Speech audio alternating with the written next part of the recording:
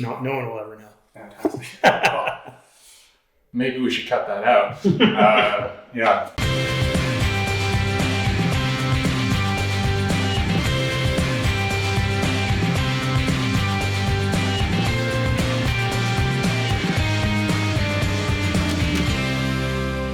Welcome back to Rewind with bschwitty, because you're not going to be happy unless you're going Mach 2 with your hair on fire. Today is a happy day. We get to interview Hal Schmitt from Volatus Wines here in Paso Robles, California.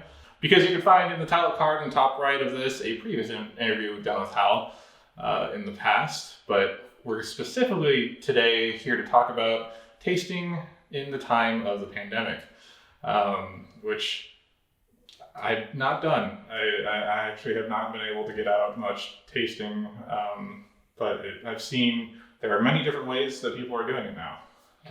There are. There's a lot of folks still doing it in person, and then a lot of virtual type tastings with either full bottles or the small sample bottles. So a lot of ways to still taste wine if you choose to do so. That's awesome. Which we highly encourage any of those ways. And first off, since we last saw you, you've moved into a new tasting room, and as you can see here, and yeah, we have. It was someplace relatively small here off of Willow Creek Road. Been here just under 2 years at this point, and all in all, it's going relatively well. Just over a year of that has been in your pandemic time, so we've got a good perspective both pre, during, and hopefully soon to be post, and we can give you some insight as to how we made it happen. Awesome. And yeah, like you said, we're here to talk about pandemic tastings. What kind of tastings do you now offer at Volatus? Okay, so we just had, of course, the December 2020 shutdown order from the governor of California. That was lifted about a week ago. And so what you can do right now is we're under the color tiered system that California is doing. So we are purple tier, which means we can do things outside. And so right now we're doing by appointment only. Everybody's going to be outside at some table that is separated from everyone else. And then we'll have our servers come out and do things in accordance with all of the California rules. So tables will be sanitized. You have one serving or one use tasting menus.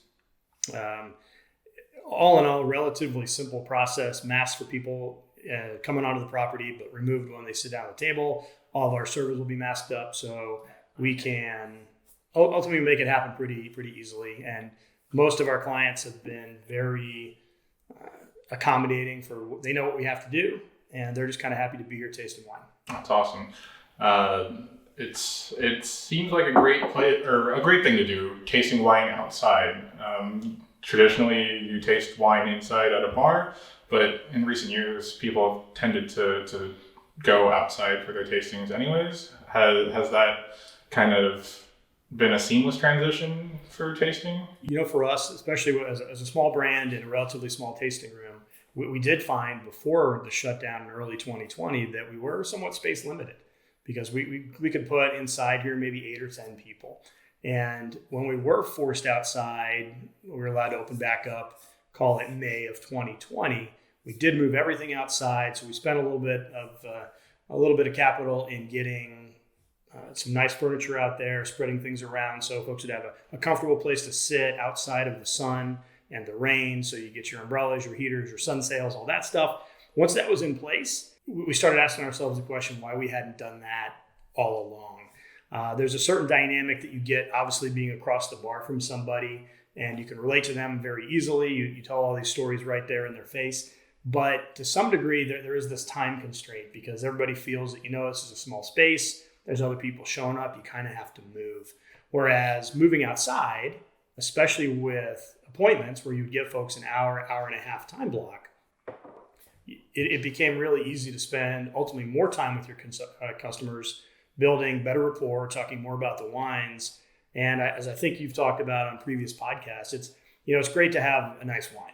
Right. But wine as a social beverage, when you can build a relationship with the winery, the winemaker, the server, the environment you're drinking it in, spending more time with those folks who are out tasting with you, ultimately that social beverage kind of comes together, and somebody's going to have a better time with the wine, both the day they're here and when they revisit it at home, opening that bottle up. So I can't see us going back to doing things how we did previously.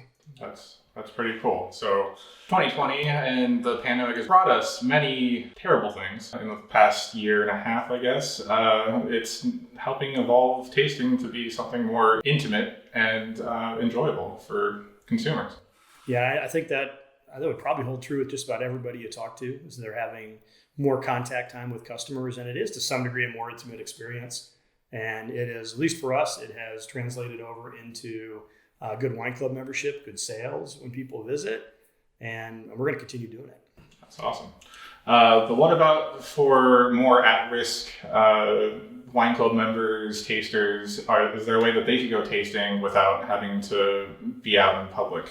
Yeah, definitely. Kind of as we mentioned before, there are those virtual tastings, and back in that March, April 2020 timeframe, with the explosion of either your Google Meet, your Zoom, whatever virtual environment you have to get with people for just social interaction or business, the wineries have done the same thing. A little more challenging in that we're trying to taste the same wines at the same time. And so what we've done with folks, and we've had more success with one method, and that method would be the smaller sample bottles. And so we'll pour 7 or 8 wines if you visit the tasting room. But if you are at risk and can't do that, or perhaps you're not necessarily at risk, but you're halfway across the country or all the way across the country, then we can take, let's do 6 of our wines. Here's an 1.5 ounce pour. We'll use a Coravan for those, so they're topped with argon, ship them to wherever you may be. And then we can set up something online where I'm tasting the same wines that they are, or perhaps Natalie or Victoria's doing it. And not so much Victoria, because she was pregnant throughout most of this, but we can, either me or the tasting room staff can get in and talk to those folks and try wines in a way that we really hadn't thought about doing before. And it has worked out great with the small tasting bottles. I've also done it with folks that have, they get their wine club shipment. Like, hey, let's sit down and have a bottle of like we're drinking right here, Pinot Noir or the new Cabernet or whatever it might be. And we could just sit and talk via electronic means on Zoom, Google Meet, whatever it is. And it ends up being, I think, a fairly effective way to do it.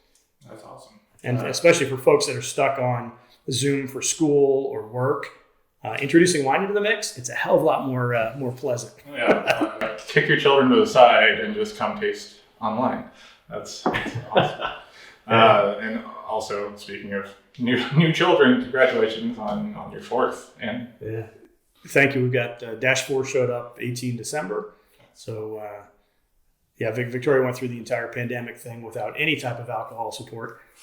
She was growing a baby. Rebecca's baking a baby the entire time. It's worked out remarkably well. Since this is the first week that I've been back at Rewind, it's been about a 2-year gap. I thought I would also ask, has winemaking changed in the pandemic times? Surprisingly, I don't think it really has. For whatever reasons, and we could talk about the economics and the politics behind it, but winemaking itself and the production side of the house was considered essential, at least from the California governor the entire time. So we really didn't do many things differently. The only thing that really hit us in terms of winemaking a little bit different over the pandemic was California was hit with fairly substantial wildfires. And so what you found a little bit more in Harvest 2020 was what they were calling micro fermentations. And so that's something we did a little bit more often. Or really, I can't say more often. We did it for the first time, and we did a bunch of it. And those micro fermentations were, if we thought that a vineyard might have some kind of smoke taint, we would go out, call it roughly a month before we thought we'd harvest the grapes. You'd find yourself maybe 5 to 10 gallons of fruit, and then do a smaller fermentation in an attempt to figure out, okay, are these grapes affected by any kind of smoke from the fires? And you would run that fermentation, both a sensory analysis of the wine, and then send it off to a lab. In fact, we were sending wines in some cases off to Australia because so many folks were running these micro fermentations. The only thing that really changed was that. And like I said, we were fortunate that we had one of our wines that had a very low level smoke taint, and ultimately, now that it's been sitting in barrel and a couple of mitigation things that we did during the winemaking process, it is delicious. So that's really interesting that you even had to send it off to Australia. Given I heard a lot of labs were kind of pulling back on their lab workers during harvest time. They were. we even had, one of our primary labs I know you've worked with stop doing lab analysis during this entire time. But the one thing that everybody needed was the smoke analysis for primarily methyl glycol. There were not enough labs here to do it in all of California or in the U.S. And that's not something as a small producer you have a lab for or a lab set up to run yourself. No, I think even some of the larger places that do a lot of analysis of their wine, that wasn't something that you regularly test for. So that was new. But other than that, the basic winemaking process is kind of the same. As you know, grapes want to be wine, and you try and stay out of their way.